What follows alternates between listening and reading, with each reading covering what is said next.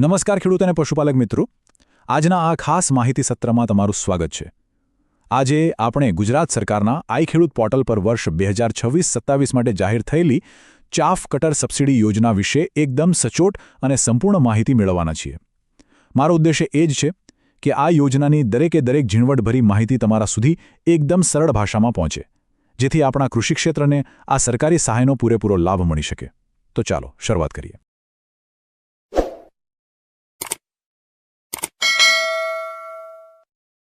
આ પ્રસ્તુતિમાં આપણે 5 મુખ્ય બાબતો પર નજર કરીશું।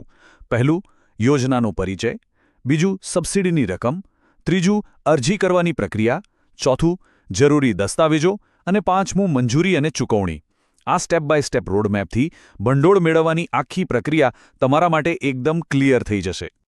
તો ચાલો વિભાગ 1 તરફ આગળ વધીએ। યોજનાનો પરિચય, ગુજરાતની ખેતીનું આધુનિકીકરણ। પશુપાલન વિભાગની આ ખાસ પહેલ હેઠળ પશુઓ માટે ઘાસચારો કાપવાનું મશીન, જેને આપણે ચાફ કટર કહીએ છીએ, તે ખરીદવા માટે સરકાર સહાય આપે છે।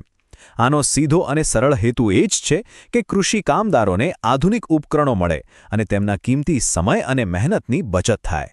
હવે આ આખી પ્રક્રિયાનું મેઇન હબ એટલે કે કેન્દ્રબિંદુ કયું છે? તે છે આઈ ખેડૂત પોર્ટલ 2.0। આ ગુજરાત સરકારનું એવું સત્તાવાર ઓનલાઈન પ્લેટફોર્મ છે જ્યાં ખેડૂતો અને પશુપાલકો કૃષિ સબસિડી માટે પોતાની અરજીઓ સબમિટ કરી શકે છે। બસ એક વાતનું ખાસ ધ્યાન રાખવાનું છે કે અરજી કરતી વખતે સાચી કેટેગરી પસંદ કરવી પડે છે, જેમ કે SC, ST અથવા તો સામાન્ય જાતિ। તમારી જે કેટેગરી લાગુ પડતી હોય તેમાં જ આગળ વધવાનું છે। આગળ જોઈએ વિભાગ 2, સબસિડીની રકમ, નાણાકીય સહાય વિગતો। આધુનિક મશીનો ખરીદવા પર સરકાર તરફથી ખરેખર કેટલી આર્થિક રાહત મળે છે? ચાલો આ આંકડાઓને થોડા વિગતે સમજી લઈએ। જો અહીં સબસિડીના 2 અલગ અલગ સ્તરો છે જે સમજવા ખૂબ જરૂરી છે। જો તમે electric motor, oil engine, tractor કે પાવર ટીલરથી ચાલતું ચાફ કટર ખરીદો છો અને તેનું એન્જિન 5 હોર્સ પાવર એટલે કે 5 HP સુધીનું છે, તો ખરીદ કિંમતના 75% અથવા તો વધુમાં વધુ 18,000 રૂપિયા સહાય મળશે। આ બેમાંથી જે રકમ ઓછી હશે તે ફાઇનલ ગણાશે। પણ જો મશીન 5 હોર્સ પાવરથી મોટું હોય તો 75% અથવા તો વધુમાં વધુ 42,000 રૂપિયા સબસિડી તરીકે મંજૂર થાય છે। યાદ રાખજો, બંને કિસ્સામાં જે ઓછી રકમ હશે એ જ તમારી અંતિમ સબસિડી ગણાશે। હવે વાત કરીએ વિભાગ 3ની, અરજી પ્રક્રિયા, કડક સમય મર્યાદા અને સરળ પદ્ધતિઓ। સરકારી યોજનાઓમાં જો તારીખ ચૂકી ગયા તો બધી જ મહેનત પાણીમાં।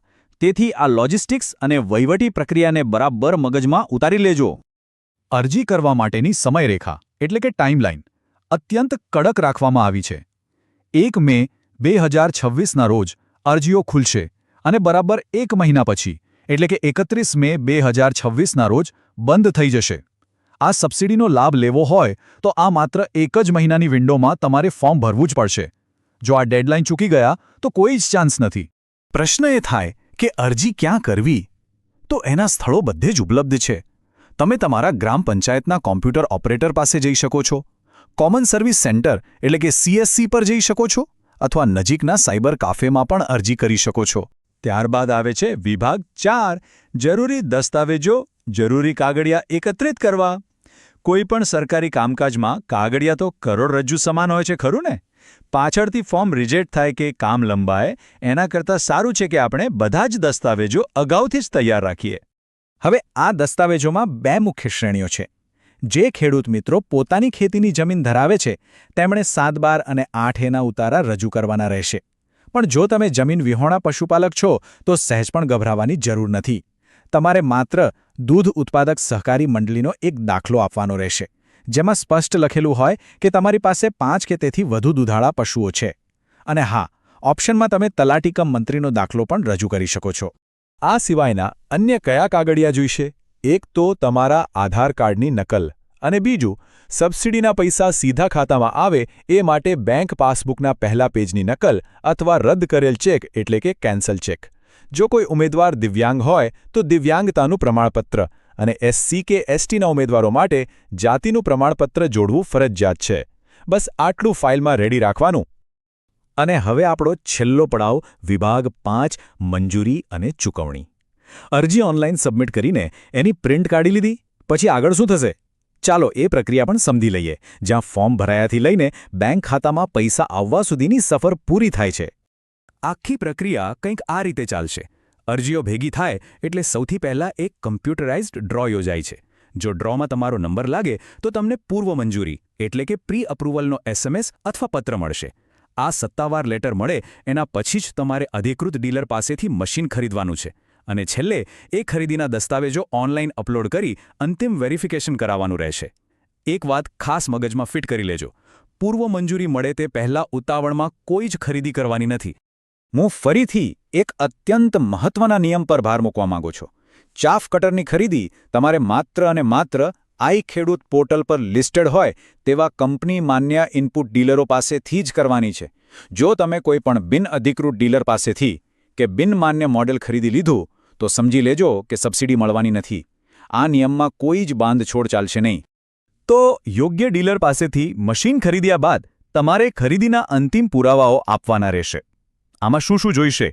એક તો ખરીદીનું ઓરિજિનલ પાકું બિલ, મશીનના ચેસિસ અથવા સિરિયલ નંબરની પ્લેટનો એકદમ ક્લિયર ફોટો અને સૌથી અગત્યનું એ નવા મશીન સાથે તમારો એટલે કે લાભાર્થીનો પોતાનો એક ફોટો હોવો જરૂરી છે.